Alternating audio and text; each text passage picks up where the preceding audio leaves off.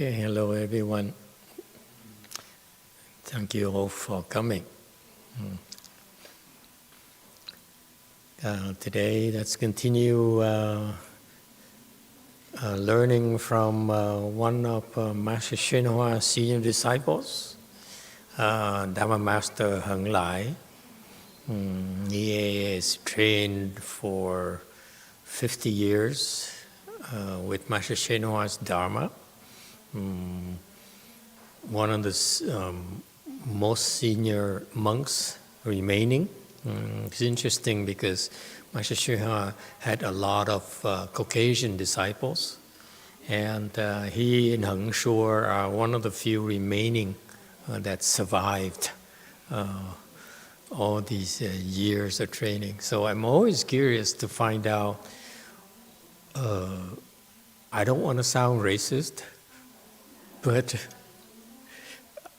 I'm curious to find out how these Caucasians or white people, they get from the Chinese Dharma. Because I'm a hybrid. I'm educated in the Western education system. So I'm more Americanized than most Asians. But so I'm always curious as to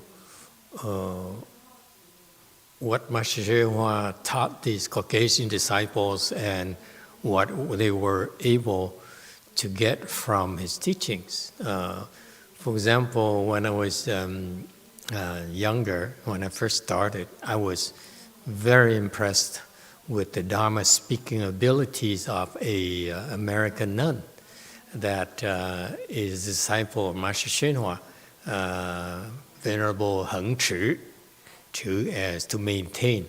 Okay, she's very talented and very eloquent, and she's scary because she used to speak Dharma often for us at the City of 10,000 Buddhas when I was a novice, and she would speak first, as usually the nuns spoke first, and then the monks would speak after that. It's a seniority, more or less, in our world. And when it's her turn to speak the Dharma, the monks would be terrified because the pressure is too much on them to try to outspeak her, outperform her. So, but now lately, I listen to her, what is it? What do they have? What is it called? The Nirvana Memorial, whatever, of Master HsuanHua. And she was one of the few speakers, early speakers in that online program. I didn't have a chance to watch much of it. I just listened to a few, did spot checks and listened to what these people have to say. And I listened to her again, and within about a few minutes, I had to turn it off because I didn't like it. So, because to me, she speaks too much nonsense, trying to impress, too hard to impress. So anyway, so these Caucasian people, to me personally, they learned, they got the long-term training from my late Chinese teacher. So I'm always curious as to, number one, hear what Master HsuanHua taught them. Number two, what they got from his direct teaching and from his teachings in general as well. Okay, so it's a pleasure for me to listen to this. And for you, it's very beneficial because it's not that often you'll be able to hear a Mahayana, truly Mahayana trained monk in the world nowadays. Okay, there's still WeiYang patriarchs out there in China in particular who are still alive, who are peers of my late Chinese teacher or disciples of the other WeiYang patriarchs and so forth. Disciples, for example, Master Xu and his grand disciples. However, the WeiYang training techniques, the highest level, as far as I could tell, is from my late Chinese master who brought it here. So what's left there in China or wherever in the world is a lower level, if you will. It's just in my humble opinion, WeiYang training. So for me to see how these Caucasians in this country, what we got from his great Chinese teacher, is always fascinating. Okay, so you should take advantage of it. These monks, these monks are competent disciples of Master HsuanHua. I definitely recommend that. Advise you to go and seek them out, talk to them, and learn from them, because they truly are the true descendants of Master HsuanHua's Dharma. All right, let's continue. By the way, this past week, I also had an interesting conversation with my disciples about Hinayana and Theravada, and maybe sometime in the future you could ask me a question, okay, about that if I forget, okay. But for now, with all due respect, let's listen to this senior disciple of Master HsuanHua. It's just Buddha Dharma. So it's easy to become, slightly arrogant about one's practice or kind of competitive in that. And so I can see that. I don't understand how you'd be competitive. You mean like saying, look, I can sit longer than you, or I haven't moved my legs or something? Yeah. Is that way? That kind of stuff? There are people who are like that. Yeah, we've had, like, I'm a lousy sitter. I like Chan the most, and I'm a crappy sitter. No. But there's people who can sit without budging. The Tripper used to tell us during the chants, if you can sit and not move, then you don't have to do the walks. Because what people don't like during the big chant sessions is they don't like their legs hurting, but they don't like to walk for 20 minutes. You see, to remind you of the context of this video here, this was recorded as a casual conversation during the Buddha Root Farm session, I believe, in Oregon. It's an annual event for these people. They brought the senior people, and every year they get together in Oregon, some sort of area in Oregon, and they recite the Buddha's name and practice the Pure Land Dharma, my master, the late Venerable HsuanHua, used to do.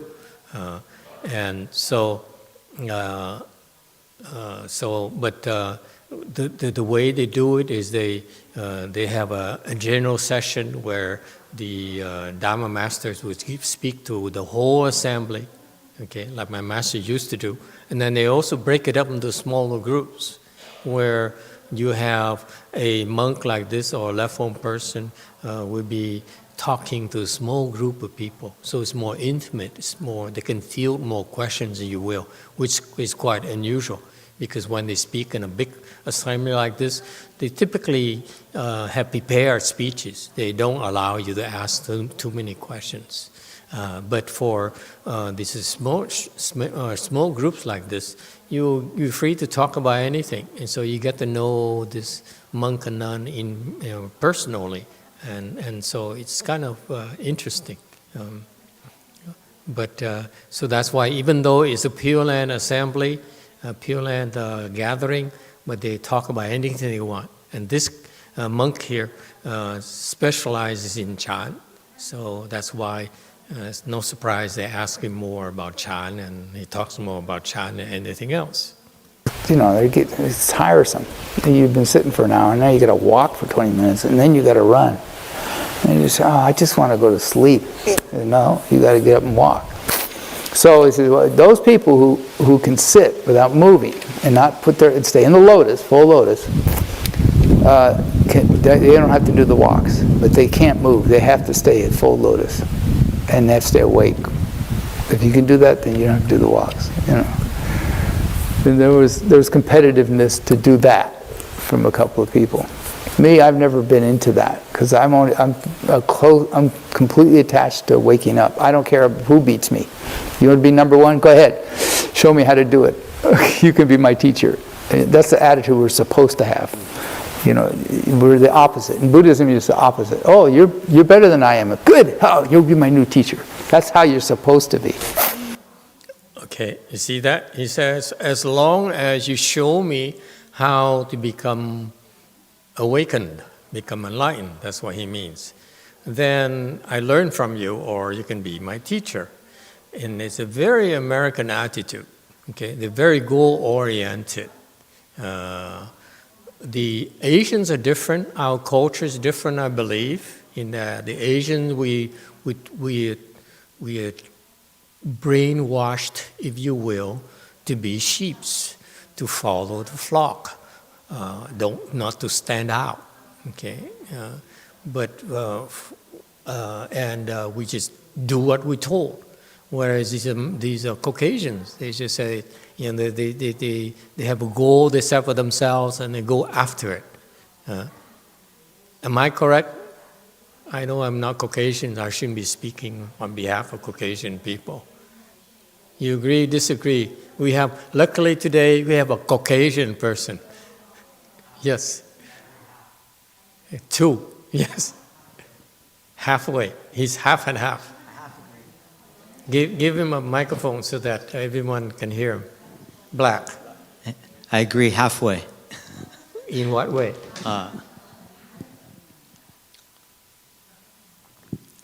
Which half? We do as Americans. We have a lot of. We think we value the individual, but you see a lot of people that's following what other individuals are doing. Being sheep. Mm-hmm. They might think they're being individuals. So it's not black and white. Okay. Sure, that's correct. Okay. What about you, Brady? What do you think? Green, orange. Our culture and society has bred into us a propensity for competition and always comparing yourself to others in the same situation. So, but I think with what the monk is saying is really true, that you get to the point, if you're a Buddhist, you would feel that way, with the backing of always wanting to compare yourself. But with Buddhist knowledge, you're going to say, well, maybe you are better than me, teach me, I'd like to know. Yes, absolutely. It's not just the Caucasians. You know, like in here, our culture is keeping up with the Jones, right? So that's what we do here. That's the expression here that I picked up. But it's also true for the Vietnamese, for example. In Vietnamese, I can speak to the Vietnamese. We're very vain to ourselves. You know, we look at our neighbors' cars. You know, if they drive a nicer car, and our wives would ask to upgrade the cars to keep up with the Jones as well ourselves. So it's not just the Caucasian. It's a human nature is very competitive, okay. And not only that, but we also a lot of Asians are attached to the faces, keeping up, you know, the appearances, you know. Hao Mianzi is a Chinese expression, meaning that you are very attached to how you appear, okay? Not in the sense of in here where you go have makeup and skincare and so forth and Botox and so forth. More in the context of you are respected, you well like, you are regarded and so forth, and that's the culture. Okay, it's not just Caucasian; it's just the way it is everywhere.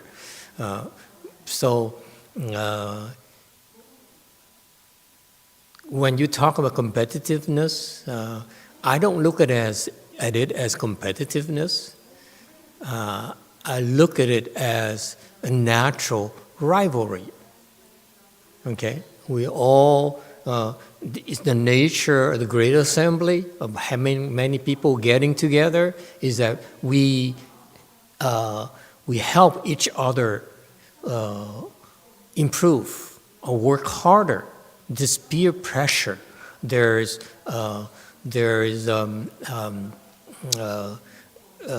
the word competitiveness to me applies to a small group of people only. In general, the nature of the group of people getting together is called peer pressure to me. It's not competitiveness. Okay, that is because someone sits longer, therefore you feel compelled to try harder yourself. It's not necessarily competitiveness. So to me, competitiveness has a negative connotation that is not the spirit. In the spirit of a great assembly Dharma, we get together here today so that we can benefit each other. Okay? As you sit with someone who is a higher level samadhi than you, naturally, it's easier for you to sit. Okay? So that's why it really pays for you to come and practice with people who are better than you. And vice versa, conversely speaking, if you're high level, and it behooves upon you to also be kind and go sit with others to help others improve or meditate better, because others help you in the past already. Now it's your turn to help others lower level than you. So that's the spirit of the great assembly Dharma in Mahayana, you will. So I don't look at it as competitiveness. Yes, when I first started out, I didn't know any better. I was competing against others, tried to sit longer and so forth. But once you understand that we all in this together, and we all can benefit from each other, the better meditators can help the lower level, but also at the same time, you will find out that if you do it long enough, actually low-level people have a lot to teach us higher-level people as well. Why do you think I'm teaching you? Because even though I'm higher level than you, but I'm learning a lot every single weekend when we're together speaking Dharma. I learn a lot from looking at you, looking at your struggles, and listening to your questions, okay? And your follow-up questions to see how I can better explain to you where I'm missing in terms of personal perspectives, because I got where I am today because of my personal path. But by looking at you, by helping you, my path is a lot broader. And now I learn how to bring more and more people up to higher levels. Okay, so it's not competitiveness at all. Okay, not to me anymore. Okay. All right. That you got to kill yourself. In other words, you got to kill your ego. You just smash it. It's your enemy. It's not your friend. Your I, me. We used to call it your Mount Sumeru self, which means that you have a self so big it's as big as a mountain. It's a gigantic mountain. And so the competitive is what is that? It's view of self. You know, I'm big, I'm number one, and I'm better than you at cultivating. Nah. I can bow longer, I can sit longer. Nee. You're not as good as I am. Well, guess what? You're going to be last in line. You're going to be the last one to wake up if you cling on to that. Because this is not a competition to see who can wake up first, or who can do the most quietest sit, perfect sit. Or if you do, you're going down the wrong road. You know, you're not helping yourself any, and nobody cares. Nobody cares if you're the best sitter. Not affecting them any. They're worried about their. If you're the best sitter and made me a better sitter, then okay, I'll follow you. Or if you're a better bower, and okay, I'll follow you. But it's just something nobody pays attention to. Or I'm a better intellectual. Yeah, I understand that I can memorize this faster than you can. If you're showing other people how smart you are, then you have a problem. You know, if you're saying, you have a problem because you're obstructing your own Buddha nature when you do that. you're building up yourself, your false self, and you're covering up your real self. So you're creating a sin. That's the real Buddhist sin right there. And what you really want is let go of your Buddha. Your Buddha nature is awesome. I mean, it's just unbelievably, it beats out all this other stuff by leaps and bounds. So why release it? Let it be what it really is. You know? But Shiva was just very hard on our egos. Let's put it that way. I mean, he was a very gentle teacher. He'd never beat us or anything like that. You know, he'd never hit us or beat us. He'd scold us a lot, but he would never ever do anything physical. But boy, did he get under your skin, big time. He was a master at that. He knew exactly what your hang-ups were. He knew exactly what you were attached to, and he went right after it. And it would come out in multiplicities of ways. Don't ever try to save face. We're sure you'll never win that game. He's going to make you lose face big time. You have no sense of pride around him. He's going to get that torn out of you real fast. And the smarter you are and the more A-type personality you are, the harder it is on you. A lot of people couldn't take it, that kind of teaching, because for some reason when you have a big self, it's really hard to get through it. You know, I'm number one. To actually see how big that is, it's pretty devastating to you to see that and break through it. So, but it doesn't exist. So, why support something that doesn't exist? So what do you think? This is standard Buddhism teachings. You have a big ego, and part of cultivation is to find a way to eliminate this ego. Okay, this is authentic Mahayana teachings. Okay, they don't talk about how great you are, how successful you deserve to be, and so forth. How much you deserve to be happy. They talk about something that is so icky about you, your big ego that grows bigger and bigger and bigger. So that's why if we talk about how much you deserve to be successful and that you're a special person, that only reinforces your big ego and makes it bigger and makes it stronger, more established, more entrenched. Whereas in Mahayana training, we attack your ego and we point out how ugly it really is, how undesirable it really is. So that's a trademark Mahayana, you will. All right? Pay attention to that. Okay? And what else have you heard? Anyone? In this section so far. He says, so the theory is that yes, you have a big ego. Yes, as you cultivate, you see how it rears its ugly head in so many ways. Okay, and he further says that our late Chinese teacher is the master at pointing out that those your flaws. Okay. So that's how my master trained them. Right? Is that what you got from it? That's how I heard it. All right? So I heard him speak similarly like this before when I was still with them.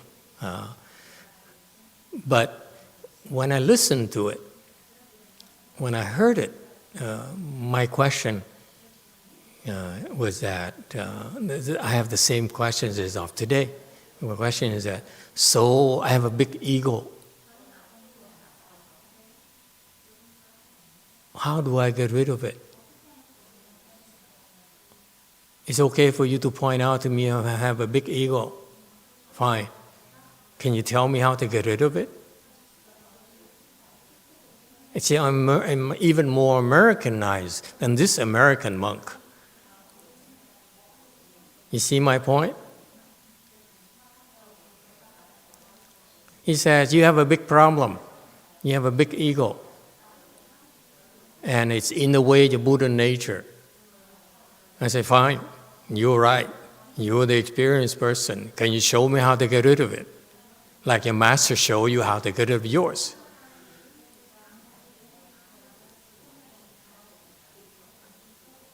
Stop giving me theories. Tell me how to do it.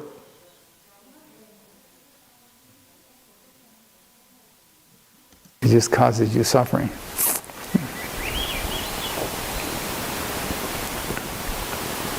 But that's all part of the cultivation, you know. You see? So my ego is causing all the suffering in me. Where's your compassion? See me suffering. Don't you want to help relieve my suffering? That's what the Chan school is about.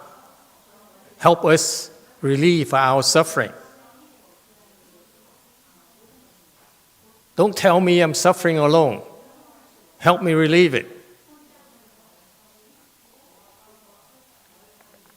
I'm not talking about to him, I'm talking to you.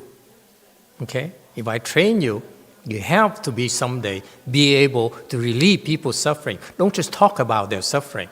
That's Hinayana. Do you hear me? I don't know about where you came from or where I came from.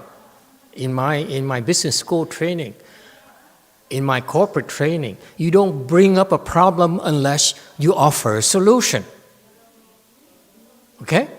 Because if you bring up a problem and you don't offer a solution, what are you? We look at you as whiner, as complainers, and we get rid of you very quickly. You understand? I got rid of you very quickly. I have subordinates, employees who are like that. You know, they don't get to talk to me directly. They talk to my subordinates, depending on how many level. Okay? You understand?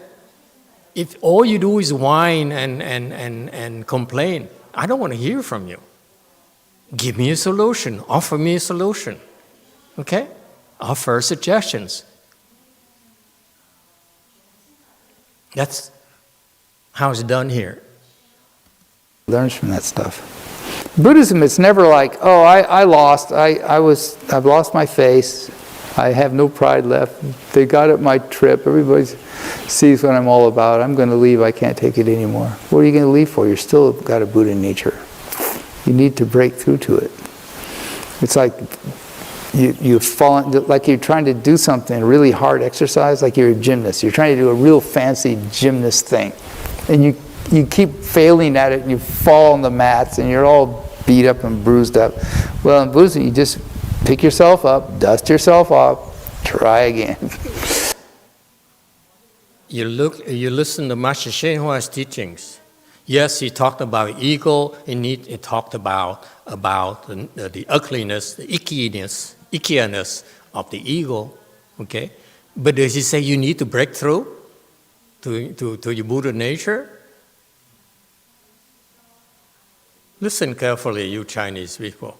Maybe you complain that the English translation is not that accurate. He never talked like that. Okay?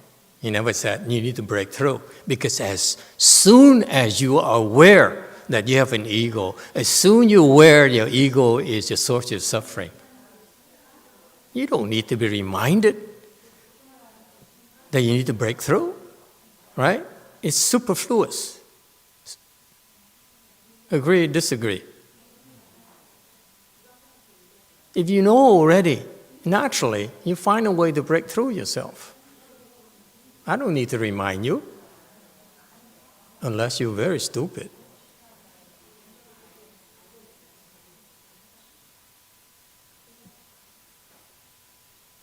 Agree, disagree? You have to be more respectful of the listeners.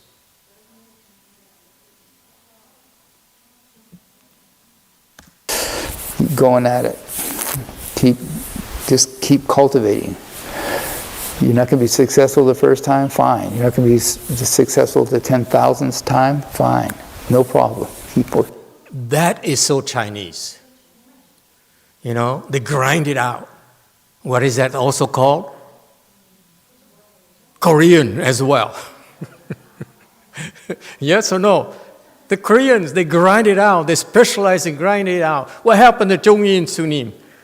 Isn't it true you guys grind it out day in, day out? Yes?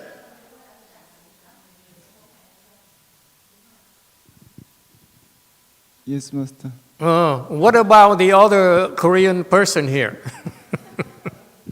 She ran away already. The Korean culture is very remarkable. They grind it out. It's so Asian. Okay? We Caucasians, we American people, we run away from problems. We say, it's too difficult. I see you later. I'm out of here. Okay? I'm going over to a church, a real church. Right? So, it is so Chinese for them to grind it out, okay, and that's fine. Okay, it is what we learn initially. You learn when you learn Chan from us. Yes, we encourage you to grind it out initially. Why?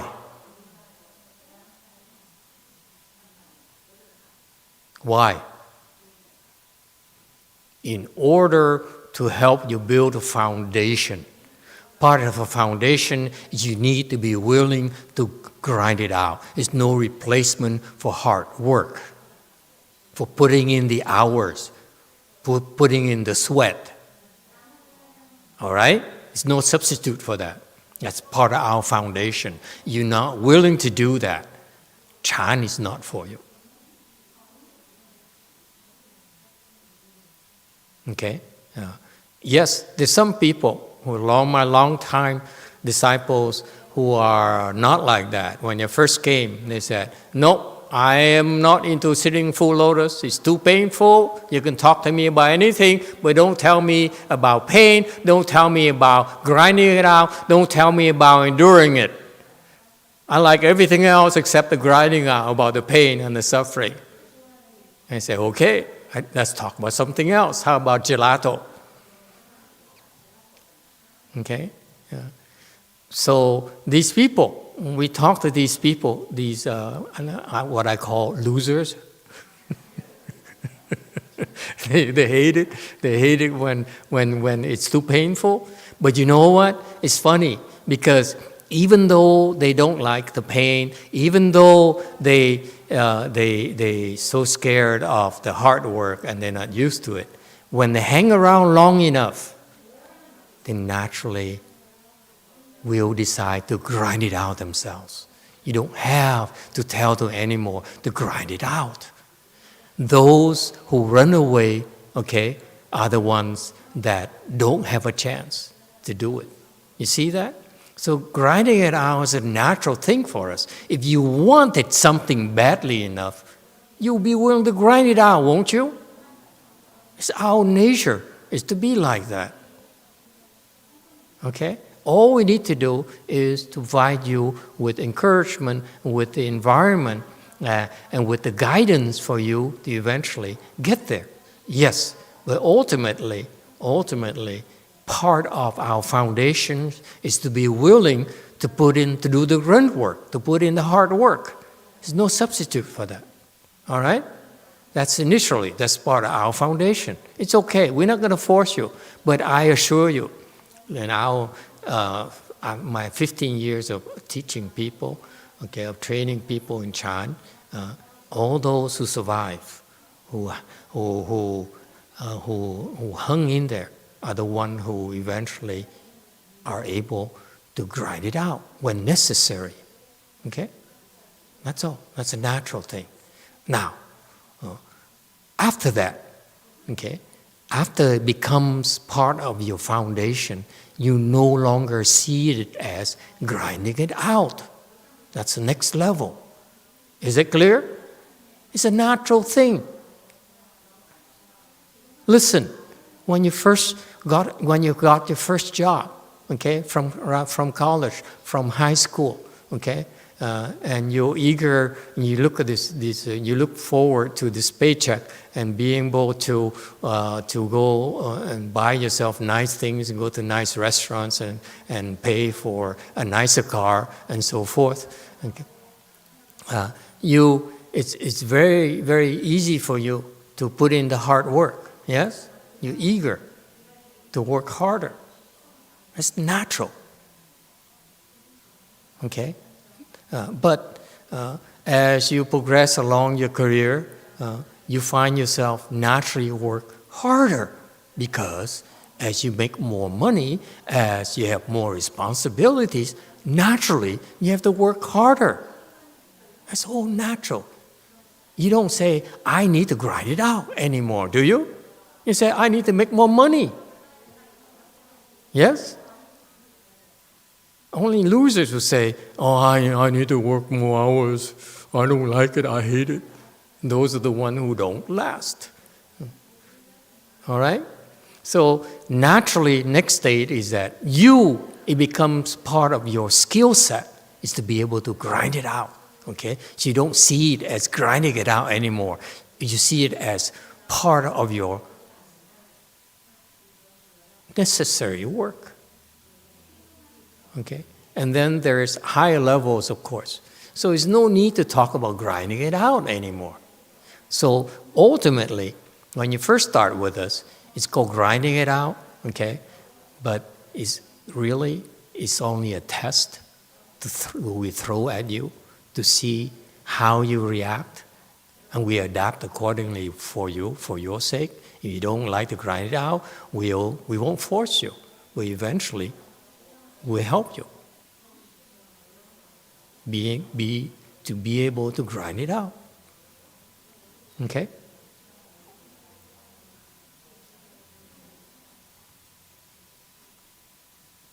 Chan teaching is very subtle. It's not as one-dimensional as. Looking at it, because you're planting seeds that are incredible, and they're going to sprout sooner or later. When you're good and ready, you're going to wake up. And it's a funny thing too. Only you know when that's going to be, deep down.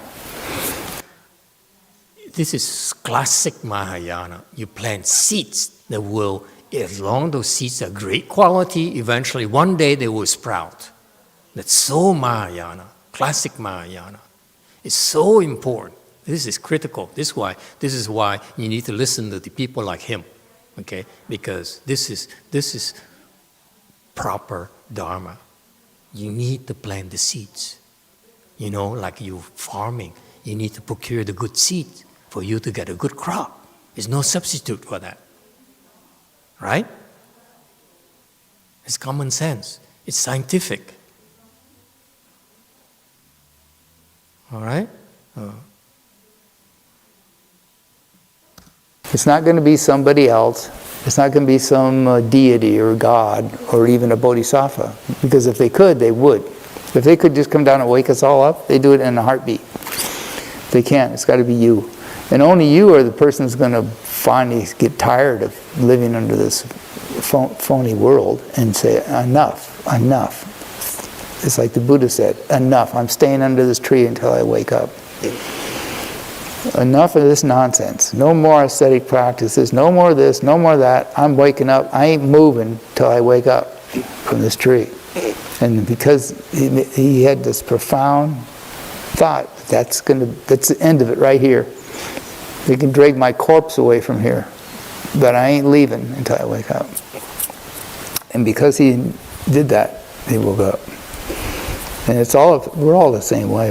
Sooner or later we'll find our breaking point. We say, I just don't want to put up with this nonsense anymore. I'm done. I'm going to break through.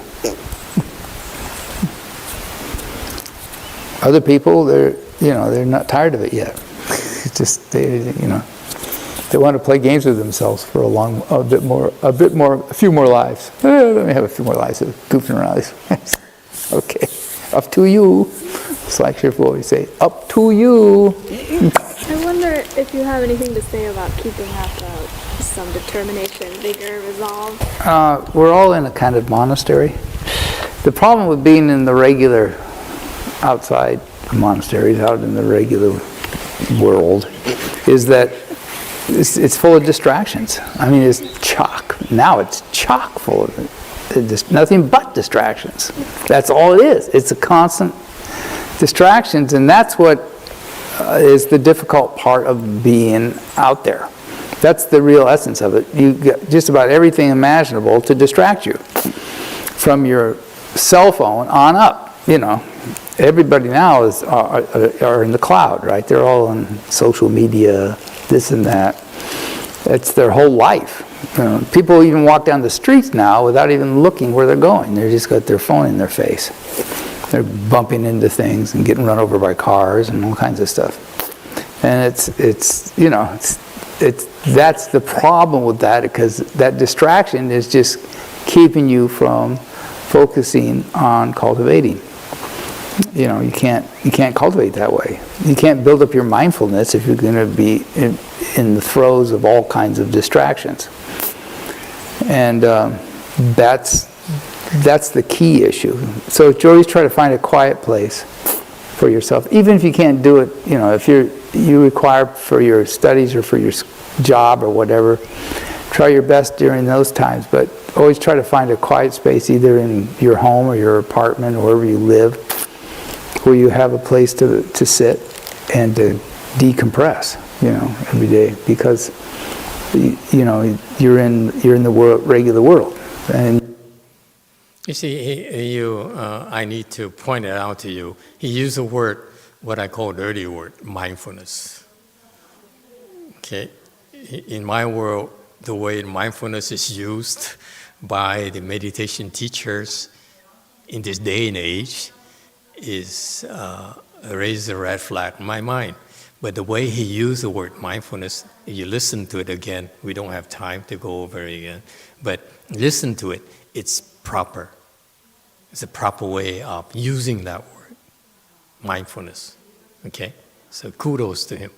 That's correct. The way he talked about it, about mindfulness, is correct.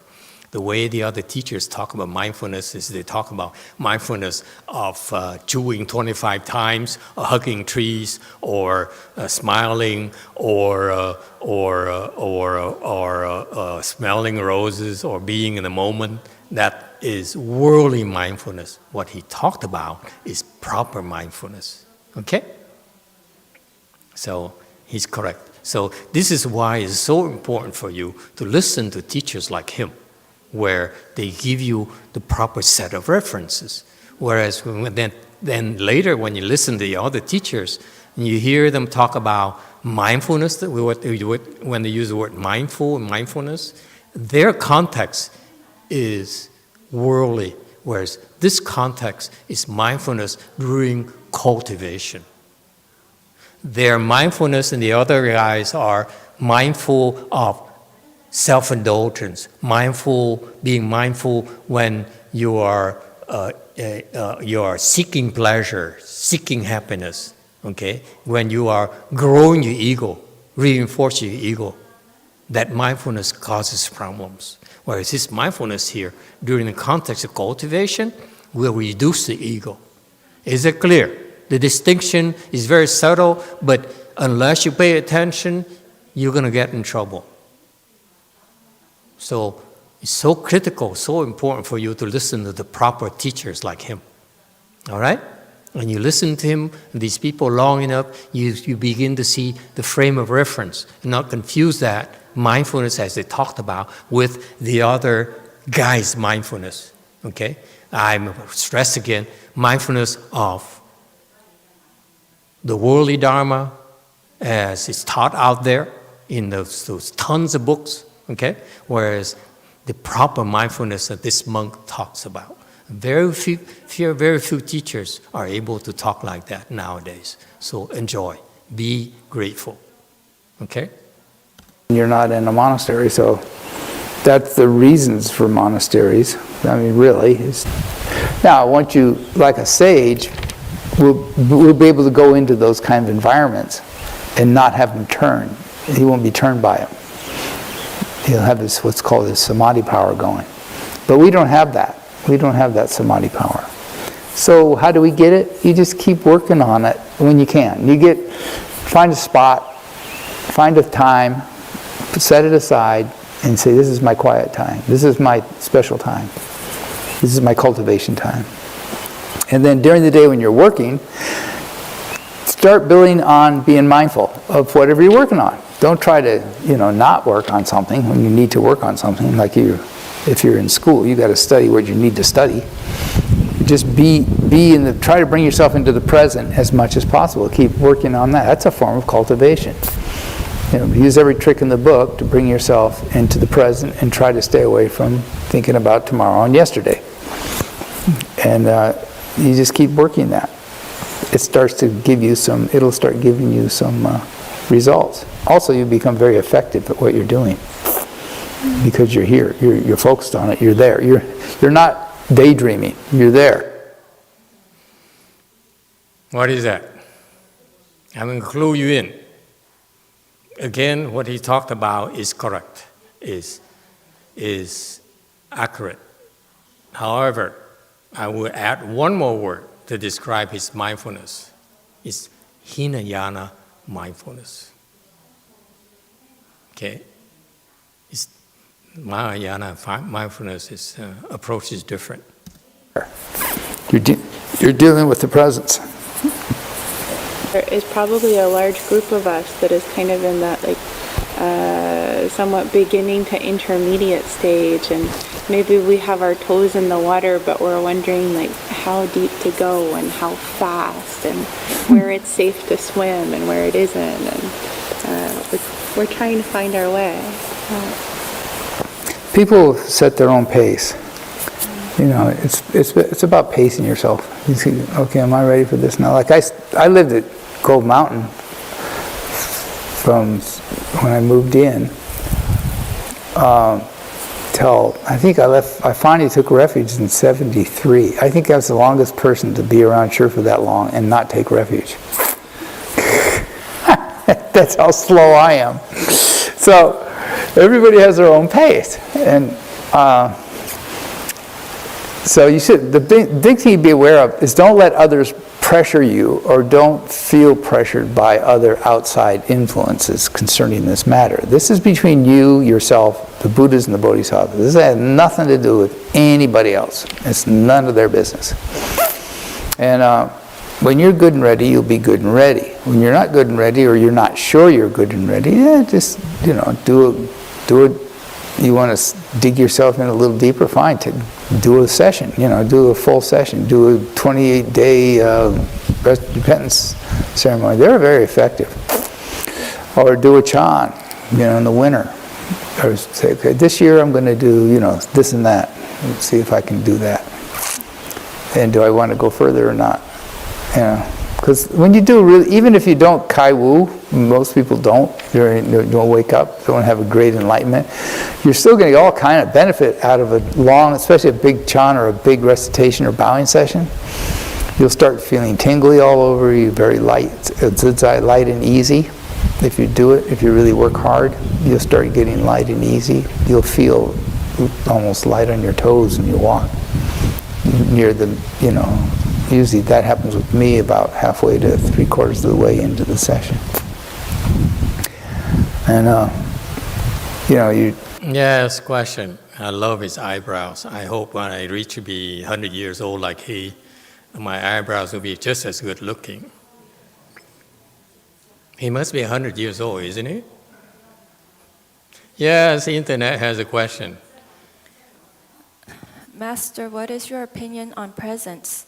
Presence of the moment, things like that. It's a good thing when I eat Neapolitan pizza.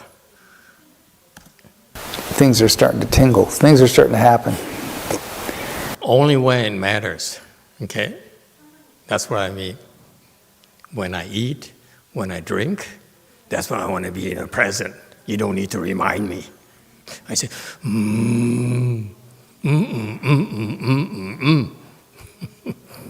Great chicken. You're starting to rattle your true nature awake. And so it's always up to you. Just remember, it's always up to you to do that kind of stuff. And you shouldn't be influenced by somebody telling you should do it. They don't know anything. What are they telling you to do something? Unless it's a true knowing advisor. If Shifu told you, then you better pay attention. But somebody else, what do they know? They don't know anything. If I told you, oh, you should do this and that practice, you could just throw that out of your backpack. What does he know? We don't know nothing. So, because everybody's different. Everybody has a different cultivation and a different trigger too. There's going to be something that'll trigger you awake someday, and it's going to be totally different than everybody. Yes. Is Master HengLai the second matriarch? I'm sorry? Is Master HengLai the second matriarch? I don't know. You have to ask him. Why don't you ask him? Send him an email. Are you second patriarch? Everybody else. Like Shulao, he had that cup of tea poured on him. That woke him. That was his trigger. That was the straw. Broke the camel's back. That was it. Everybody's different. Everybody will have another event or something very intimate that has to do with them and their causes and conditions that'll make them wake up to the situation.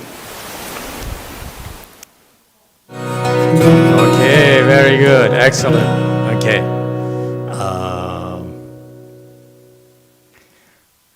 Few minutes. Any questions? Comments? If not, we can go to lunch. Yes. I know I can't. You can't. Go ahead. No. We can talk for a few minutes. I was just going to make the comment that for beginners, perhaps the first important thing you have to understand if you choose to cultivate is you're substituting the suffering you go through on a daily basis of the slings and arrows of disappointment towards your ego in the world. Nobody recognizes you as number one as you do, and so forth and so on. So that's suffering. That's continuous, eternal suffering, keeping your ego number one. So what we're asking you to do is to substitute that form of suffering to another form of suffering, which is the physical pain of enduring full lotus. And with that comes a lot of the wonderful blessings that Master has mentioned that you will accumulate as a substitution for holding on to your stupid ego. Excellent. Very good point. Okay. Let me paraphrase it a little bit. You hit it right on the head, but I would put it slightly differently. In that if you talk to people who are working hard, especially nowadays, who are struggling to survive, scared to death by this virus, and worried about their family members, and so forth, that's a lot of suffering. Okay?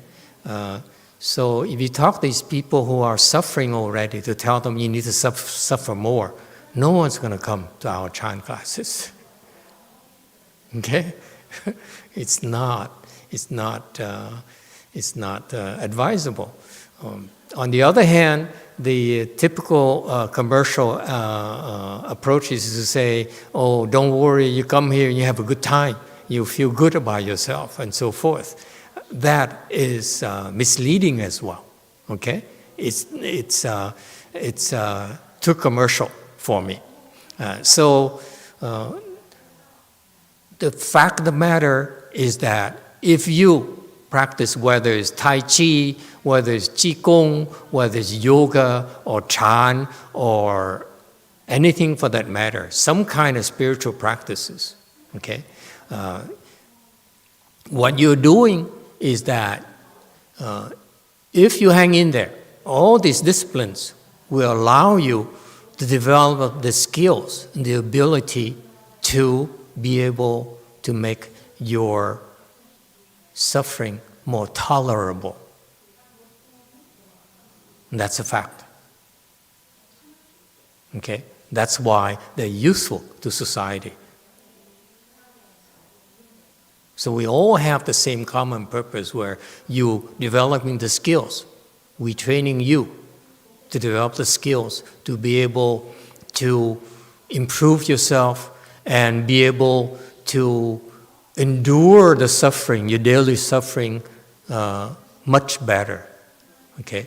In Buddhism, in Mahayana, in Chan in particular, we have our goals a little bit further than that. That's what you will derive, the benefits, naturally. You will find that if after you endure the Chan training, the difficult Chan training, lo and behold, there's some transformation in you. You become more patient. You become more kinder, for example. Okay, become more tolerant. Okay, you become less angry, less depressed, less worried. All those are real benefits you get out of it. Okay, it's a natural progression. It gets better and better. You become more and more tolerant as you improve. Okay, but Chan's purpose has an ultimate way. That is what he talked about. What he talked about is not quite ultimate yet. But at Chan, you can go very far where actually you find you bring yourself to the level as you progress along. You get to the point where actually life becomes wonderful. Suffering becomes not suffering anymore. Okay? The hardships becomes such a beautiful thing. I know I sound sadistic or masochistic, but it's not the case. It becomes wonderful. Life becomes wonderful. Life becomes beautiful. That's when that happens after you become awakened. Okay? It's no longer a struggle. That's how beautiful it's going to be. All right? All right, we're running out of time. Let's stop here today. And what do you think? Give me some feedback. You like this monk here, his teachings at all? You do? It's very profound. This is very sound Mahayana teachings. You should be grateful that he's took the time and people took the time to record his teachings. Okay? So take advantage of it. There are more online. There are more on YouTube and whatever in their websites and so forth. This is sound Dharma. This is sound Chan meditation. This is the proper Dharma. Okay, take advantage of it. And I'm thinking that maybe in the future I'm interested in learning more about how he teaches Chan. Okay, because he received and trained under my master directly. So I'm curious as to what he learned and how he used whatever he received from my teacher to train the next generation, to help the next generation. And for example, he organized a Chan Chi in 2000. This is was recorded in 2016. And 2 years later, there's a recording, 2018, of a Chan Chi in Snow Mountain. Okay, and I would be very interested if you are in listening to that and learn from it together with you, and open my big mouth and make comments about that as well. If you're interested, if you're not, I can spend time telling you about my stupid viewpoints and my BS, which is hardly the proper Dharma at all. Let's take a quick survey. Would you like to go through his investigate more, or shall we change venues, change topics? Yes, sir. More. 1, 2, 3, 4, 5. That's a majority here. 6, 7. Oh, wow. That's about all we have today. Okay, thank you. So let's go to lunch then. Thank you all for coming. And we see you next time. Okay. 9. There you go. San Jose too. 10. Boy, it's an overwhelming majority. All right, so next weekend, come back and we'll start looking into the way he taught Chan at his Chanchi. Yes? Okay, thank you.